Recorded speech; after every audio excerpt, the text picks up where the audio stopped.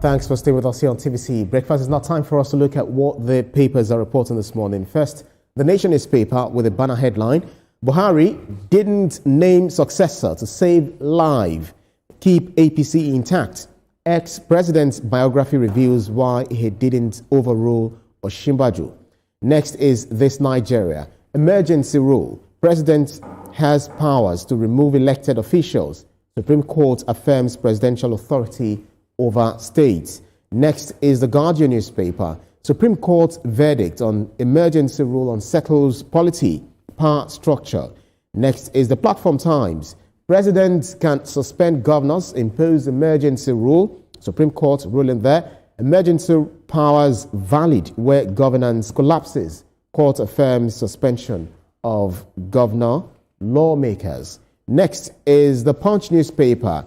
Petrol battlefield. Dangote importers locked in brutal price war. Dangote sparks 102 billion naira monthly loss for importers as refinery enforces 699 per litre petrol.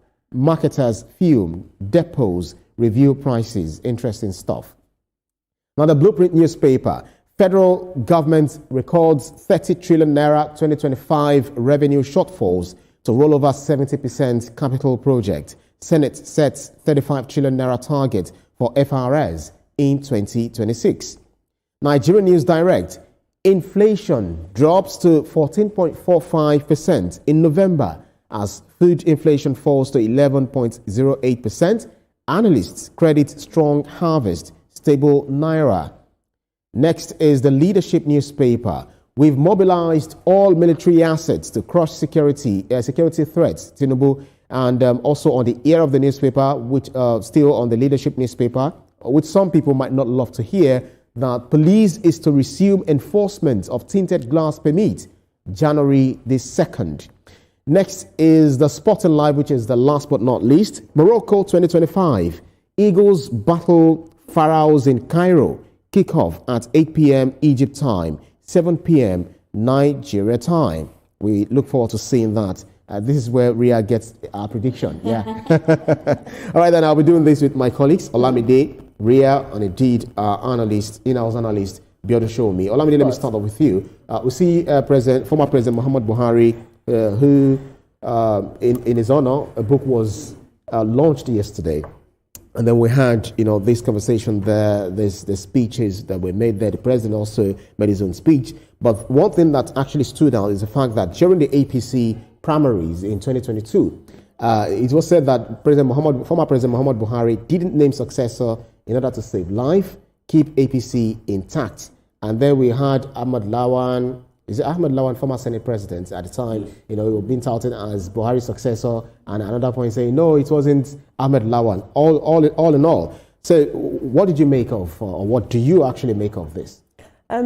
What I saw yesterday was, statesmen unknown statesmen, and it's clear, from Buhari's death up until now, as a leader, your legacy will continue to speak for you, and what you leave behind is what people remember. They remember your shortcomings, your failings, your inactions, as well as your actions, and that's something for all our current leaders to remember. It doesn't matter why he named a successor. What matters is the fact that there was a big gap in leadership, and he placed somebody there that he felt was capable. The motivations don't matter. The people at that time needed a leader. The political climate called for a leader. He did what he had to do. Yeah. But former President Muhammad Buhari moved from being a military general, head of state, to being a civilian president, elected president. And then at the time, first term, it was more like, the body language of the president. The second term, looks like, a whole lot of people did not agree with the governance of former President Muhammad Buhari. Sometimes he did well, others say no.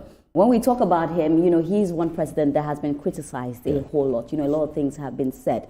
And this just brings me to when you have a political position, when you are, in power, you just need to do your best. You need to do well because, remind you cannot be there for a very long time. That's I say it, the office is not your birthright. The office is not your lifetime. Just saying that I'm going to be there for the rest of my life. So what you do are the things that will linger on. But unfortunately for him, we hear more of the bad things than the good things. But he's dead now. May his soul rest rest in peace. At the end of the day, we want to speak about, things he didn't do right or things that he could have done better. We know that before he died, he was very peaceful. You could see that, I think there was a lot of remorse even before he passed away. But for me, reading about the fact that, he didn't choose someone because he had said publicly that he didn't have a favorite. Yeah. And also he didn't want to impose anyone, which is what I really agree in, because I believe that in politics as well, it's not about imposing anybody on anybody. It's about the people choosing the person. So that I agree with. But also some of his principles, I don't think that we all agree with. But at the end of the day, may his soul rest in peace. I'm happy that, we have a book and to see that we're honoring him. At the end of the day, we still have to give him the honor. Yeah, so I know you knew Buhari when he was the head of state, and then you also, Buhari Diagmo at the time, the war against indiscipline, and then when he came back, we were looking forward to that war against indiscipline. But others argue that, corruption was rife, even though the EFCC was on top, full gear at the time. Former Vice President Yemi Osinbajo made some decisions while Buhari was away at the time because of his sick illness, and he didn't overrule whatever it is that was done at the time. But what was that thing that you always remember Buhari for, good or bad? Yeah, I think one of the most important things is the fact that he decided to create a level playing ground. He was heavily criticized for so many things. I mean, you can't rule a country like Nigeria and say, look, you get it 100% perfect. It's practically even angels come to Nigeria. It's a different battleground. Absolutely. I mean, yes, you can talk about the economy, how the economy was overstretched somehow through debt and some other instruments which were used. You and I may not agree on that. But the fact of the matter is, when Buhari says, I am not getting involved in this, I do not have a successor, I will not impose anybody, he never did. Maybe ably supported by the wife, Aisha, but he never did. And for me, that's a question of honor and integrity. So no matter what you think about Buhari, he's dead now. But the fact of the matter is, he stood by his words. And for me, so the fact that he was detached, and then some people also called him Baba Go-Slow, didn't mean that he wasn't present. Yeah, I mean, if you look at Buhari, he didn't change in that aspect when he was the military head of state. It was the same thing. Many people credited a lot of things that were done to Idiagmo, his then deputy. But at the end of the day, he did not change. His demeanor still the same, but he has always been heavily criticized for different things. And for him, his own conviction is enough. Once he's convinced or Buhari gives you an appointment, he leaves you to roll with it. He's not going. All right, let's move on. Olamide, if you look at This Nigeria, as well as the Guardian newspaper, we saw that the Supreme Court actually ruled on those who actually dragged the federal government to the Supreme Court over Section 307, which was imposed, which was what's the word? Imposed by the president, during the river feud between Fubara and Nyesom Wike. And the Supreme Court is saying that the president has powers to remove elected officials, especially if also the same thing for Platform Times, when governance in that state collapses. And you ask the question, who sets things right, if not the president? The Supreme Court is essentially telling us that they're seeing emergency rules not as constitutional tools and not as political threats. It doesn't have to be a political threat. Yeah. States have their own power and their own autonomy as well as their own authority, but they cannot override national stability. If it calls for it, if you're a governor and your state is experiencing extreme insecurity or problems, there can be real federal consequences. And perhaps it's time these governors and other leaders stay under the microscope. I think this is wonderful. Unfortunately, Ria, some are saying that the Supreme Court ruled in that manner because they saw that it was President Bola Ahmed Tinubu that actually imposed that, and then because he's still the president, so they are ruling in his favor. But that makes sense. But at the end of the day, if we go to this, it says emergency rule lets the president temporary. Let's put that on the line in there. Temporary, take over a troubled state. It's not just take over a state, take over a troubled state. Of course, he is the president. He's the one in charge. He's like the big father of everything. So if something is happening, it's a no-brainer that he would want to put a state of emergency. We saw what was happening in Rivers. The back and forth was a whole lot. A lot of destructions were happening. And that is not what we want to see in Nigeria, because I tell you what, if Port Harcourt has a problem, really we'll see that Lagos has a problem, because we are one at the end of the day. It's one Nigeria. So I think that he should, have the responsibility to temporary. We are not saying forever, but if something is happening in a state, okay, it's time for a state of emergency to bring peace and tranquility, because at the end of the day, what do we want? We speak about peace. That is what we want. So with this, I really agree with the fact that he has all the powers to make sure that he puts things in their place. Absolutely. Yesterday, we were talking to Oralusi, and he was making a statement that even when they were having issues themselves among the PDP, what happened? The president came to make sure that he brought that peace. So we are seeing him as that person in the APC, in the APC in Osun State. So we're seeing him as that person that when something is happening, he has to go in to make sure. Because if he doesn't as well, there will be conversations that, Absolutely. oh, look at what is happening in Nigeria. The president is not saying anything. Yeah. Be able to show me, looking at the Platform Times and indeed other papers that reported the Supreme Court's position.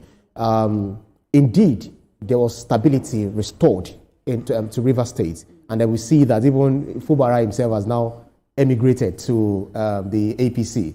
But all the same, people will still argue that states are sovereign, even though they are subnationals. Yeah, what's the position? Absolutely. The fact of the matter is we are supposed to live in a federation. Yeah. One is not supposed to constitute a threat to the other. That's right. The security of your state must not constitute a threat to another state. And if that happens, who is the arbitrator? At the end of the day, is the federal government. Who is the coordinator? Is about structure and superstructure. Yeah. So, which seems very clear to me. But back to the point you're making about some people will argue that it was because Tinubu was in power and maybe that was why the Supreme Court ruled that way. No, that's not correct. The history of emergency rules started in 2004 when the emergency rule was imposed on Plateau State. Yeah. Joshua Dariye was the governor by the former president Obasanjo. And then not only the governor removed, but the House of Assembly also suspended. And then let me fast forward quickly to Jonathan's time when President Jonathan imposed state of emergency on 3 states, Adamawa, Yobe, and Borno. Before we now have just the imposition of state of emergency on Rivers State, which in any case, the Supreme Court has actually validated. So you begin to ask yourself, why is this about whoever is in power? The Supreme Court is only saying that based on Section 305 of the Constitution, this is correct to save the country. Absolutely. If you don't want a federal takeover, get your house in order. That's right. Yeah, don't create imminent danger or security risk. All right, let's move on to the Punch newspaper, and then we need to be very fast. There is there is fire on the mountain. I wanted to say mountain of the fire. There is a fire on the mountain, and this time round, among our oil giants, we have Dangote and importers locked in brutal price war. Dangote is accusing them of sabotage.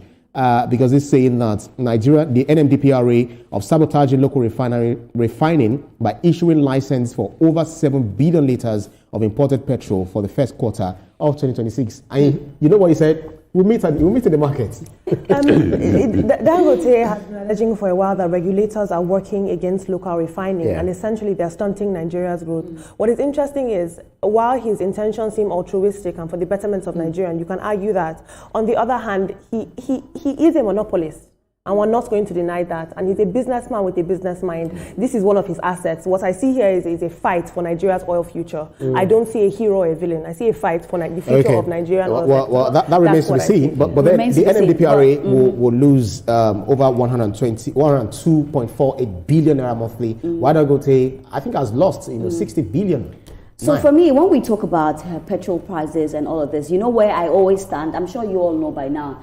Nigerians deserve to buy petrol at low prices. We deserve to fill our tanks. Maybe now I don't know if I can fill my tank, if I don't have enough money to fill my tank. So when we have these conversations, we already know that Dangote has proven that, he's one person that wants to make sure that Nigerians get fuel at a cheaper price. He's said that so many times. We've seen that with all our refineries in Nigeria, which one is really, really working at the end of the day? It's the Dangote refinery. So I feel like also when we speak about him, we need to give him the accolades in the fact that he wants to make it better for Nigeria in the fact of let Nigerians be able to buy fuel at a very cheaper price. Of course, there are going to be these conversations. We saw what happened with Dangote and Nupeng. Like, we can go over and over again. But at the end of the day, when we speak about this, we just want Nigerians to be able to go fill their tanks and buy fuel at a very reasonable price. And absolutely, that fight is bad for their business, but it's good for us as citizens, because Dangote had to reduce its price, making NMDPRA to lose some money. And the NMDPRA is also saying we are going to reduce price at the end of the day to their own detriment, but to our own good. Is that what you think? NMDPRA is the regulator. Is the regulator, rather. The Nigerian Midstream Development Regulatory Authority. That's right. What you see going on is what was envisaged when the PIB was being discussed and then approved as PIA. That's right. That there will be competition in that industry. So we are beginning to is see at war with the competition. importers. Yes. Precisely. So you see the price war. Private or other refiners or importers will now have to be more efficient. They will source for PMS from whichever country where they could get the cost down. Dangote is not going to run at a loss. Let us forget about that. He has he has invested so much money that he needs to recoup. But what we are beginning to see is that the issue of the era of excessive profit making is gone because Dangote is giving a fight. The importers will also respond. That's good for consumers. At the end of the day, that's what the PIA is all about. Absolutely. Olamide, the Blueprint newspaper saying that federal government records 30 trillion naira 2025 revenue shortfalls to roll over 70% capital project. Others are not happy with it, but some are saying that it's okay because if you're not able to finish something, you shouldn't start another. And that's what the federal government is trying to do, saying that we have to carry over our failed courses, for the year 2025, into 2026. Continuity is very important. What that tells me is that next year's budget is already burdened before it even takes off the ground. Yeah. Next year's budget is already burdened, and that is a problem.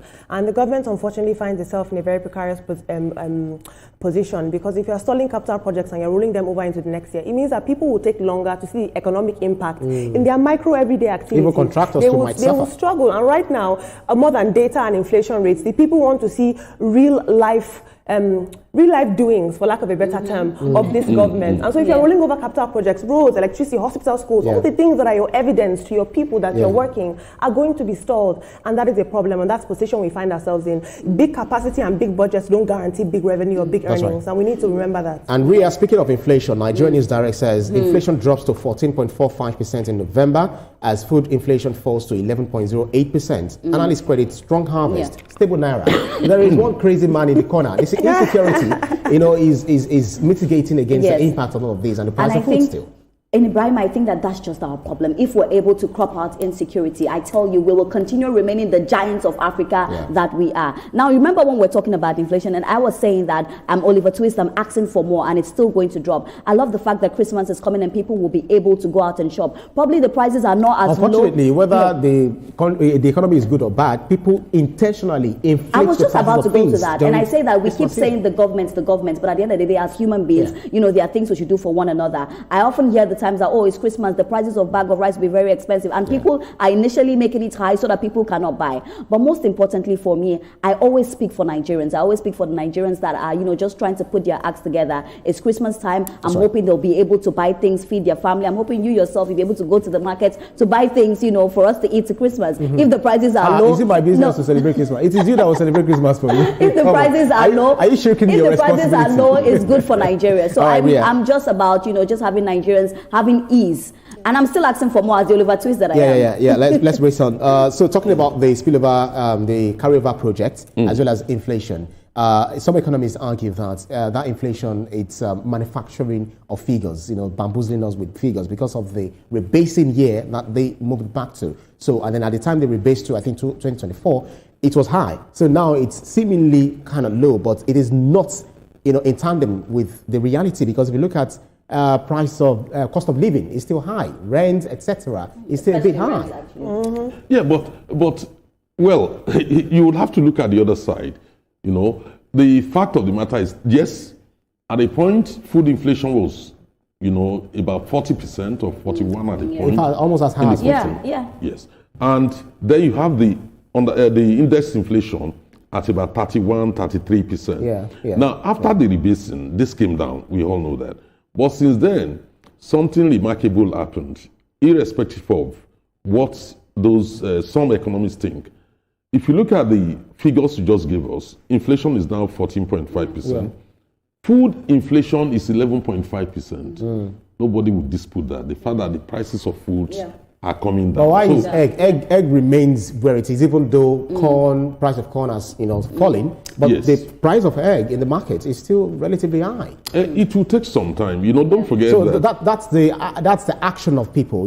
Sellers. Sometimes Abiodun is the actions of people. We need to also put that fact that some people just make these prices go really high for some particular seasons. No, let me explain it to you. When it comes to eggs, most major commercial farmers, they have signed agreement with those who are buying them over a period of time. Okay, we'll buy all these eggs from you at certain rate till the end of certain period. So that's what you see But that's playing not out. good for us. Well, it's good for the farmer because he needs to ensure that all the eggs he will produce will be secure, because they end up using the money from the eggs, to buy the feeds. So now the cost of grains is going down. So the cost of feeds will certainly go down, and it's going down anyway. So you will see this reflecting maybe in the new year. But what is the role? Sorry, because of time. What is the role of the FCCPC? Because people feel like, yeah, they are working on one hand.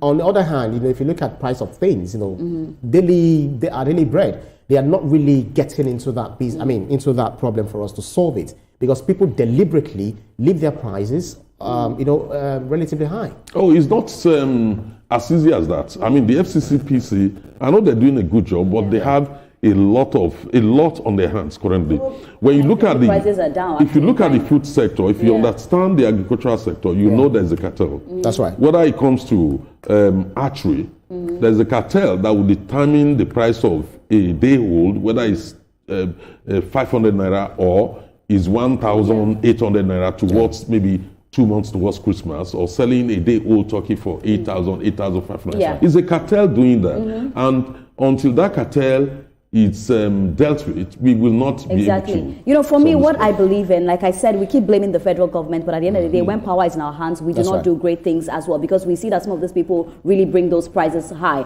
But let's also note that the prices are not as high as they used to be. When we talk about the bag of rice, Olamide, it's not as high as it used to be. So let's appreciate the fact that it's come down a bit. It can still do more, but for now, it's not as how it used to be before. Very, very interesting, because all across the country, this conversation is being replicated. We have those macroeconomic figures, rates of inflation, the prices of things, and we have microeconomic realities that you don't have the purchasing power you used to. So my question now is, what happens in that gap? What happens for the average Nigerian in that persona? We have to go. So Ria, you want to predict for the Morocco 2025 Eagles battle Pharaohs in Cairo? You want to try Nigeria, it? good morning. Good morning, Nigeria. So we have Nigeria 3. And we have Morocco, right? What's special about this? Wait, we have Morocco 1. Nigeria 3, Morocco 1. Are you kidding me? Do you know who we are battling with? Nigeria 3, Morocco 1. I dropped my pen. Nigeria 3, Morocco 1. Do you agree? That's is it all of that? You don't believe in our Super Eagles? I have done it successfully. That's about it. That's about it, guys. If Victor Osimhen is playing, maybe we can talk about I that. trust the players. Anyway, 3-1. Let's see what happens. It's a matter of time. All right, do stay with us here on TVC Breakfast. Impactful leadership inspires change and drives lasting progress. Join us after the break as we discuss Aliko Dangote, who has been recognized as the Nation Newspaper Person of the Year. We'll be right back.